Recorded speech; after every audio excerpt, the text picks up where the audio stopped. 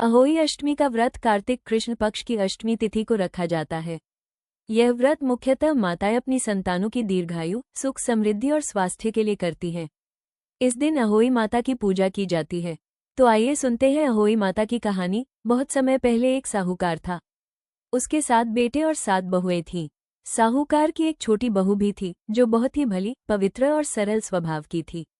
एक बार कार्तिक महीने में दिवाली से पहले घर की मरम्मत और सजावट का काम चल रहा था। छोटी बहू मिट्टी लेने जंगल गई। वो जंगल में मिट्टी खोद रही थी कि गलती से उसके फावड़े से एक सेही के बच्चे की मृत्यु हो गई। ये देखकर वो बहुत दुखी हुई और पछताने लगी। डर और ग्लानि में वो रोती हुई घर लौट आई। समय बीतने के बाद उसके 7 पुत्रों की एक एक करके मृत्यु हो गई।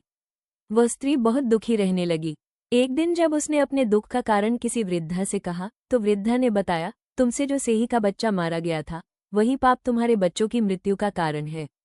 यदि तुम सच्चे मन से अहोई माता का व्रत कर उनकी पूजा करो, तो तुम्हारे पाप धुल सकते हैं और भविष्य में तुम्हारे पुत्र दीर्घायु होंगे। तब से उस स्त्री ने कार्तिक कृष्ण अष्टमी को अहोई माता का व्रत करना शुरू किया। उसने सच्चे मन से माता की पूजा की, अहोई माता की कथा सुनी और उनसे क्षमा मांगी।